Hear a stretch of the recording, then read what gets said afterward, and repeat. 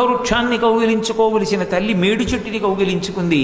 మేడు చెట్టుని కౌగిలించుకోవలసిన కూతురు అశ్వత్థ వృక్షాన్ని కౌగిలించుకుంది.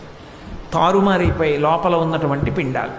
ఒకడు అపారమైనటువంటి తేజస్సంపన్నుడు, క్షాత్రధర్మం ఉన్నవాడు, భూమండలాన్ని గెలవగలిగినవాడు ఈమె కడుపులో పెరగవలసి వచ్చింది. అపారమైనటువంటి తపశ్శక్తి సంపన్నుడు, ఎవరి పేరు చెప్పినంత మాత్రం చేత పాపములు దగ్ధమైపోతాయో, ఏ మహానుభావుడు అనేక మంత్రములకు ద్రష్టయో, ఎవరు బ్రహ్మర్షియో అటువంటి విశ్వామిత్రుడు ఒకరి కడుపులో పెరగవలసి వచ్చింది. కొద్ది కాలం అయిన తర్వాత వాడికి అనుమానం వచ్చింది, తప్పు చేశానేమో, పాత్రలు మారాయేమో, మామయ్య గారు చెప్పినట్టు చేశానా అని అనుమానం వచ్చింది.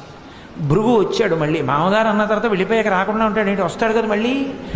భృగువుని అడిగింది, మామయ్య గారు ఇలాగేనా చెయ్యాలి, ఇలా చేశానంది. ఎంత పని చేశావమ్మా, ఇప్పుడు నీ కడుపున పరమక్షాత్రధర్మమున్నవాడు, అపారమైన ఆవేశమున్నవాడు, విశేషమైనటువంటి గర్వాతిశయము కలిగినటువంటి వాడు, పౌరుష ప్రతాపములున్నవాడు పుడతాడు.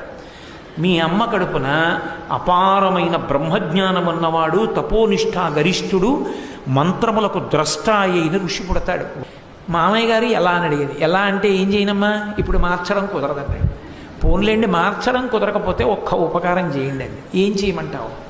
మీ అబ్బాయి కోరి కోరి నన్ను పెళ్లి చేసుకున్నారు. మా నాన్నగారిని అడిగి ఎక్కడో వరుణుడి దగ్గరికి వెళ్ళి 1000 గుర్రాలు, చెవి ఒకటి నల్లగా ఉన్న వాటిని తీసుకొచ్చి అశ్వతీర్థంలోంచి ఇచ్చి మరీ పెళ్లి చేసుకున్నారు. ఆయనకి తీసుకెళ్ళి పాపం నేను చూస్తూ చూస్తూ ఇంత క్షాత్రధర్మం ఉన్న కొడుకునిస్తే, అయ్యో బ్రహ్మజ్ఞాని కొడుకుగా పుట్టకపోయాడే, ఇది చేసిన పొరపాటు వల్లని బాధపడతారు. అందుకని వాణ్ణి మనవణ్ణి చేసి నాకు బ్రహ్మజ్ఞానం ఉన్న వేరొకడు కొడుకుగా పుట్టేట్టు అనుగ్రహించండి. ఆలోచించాడు భృగువు. ఆ వంశంలోనేగా రావడానికి అంగీకరిస్తోంది కాబట్టి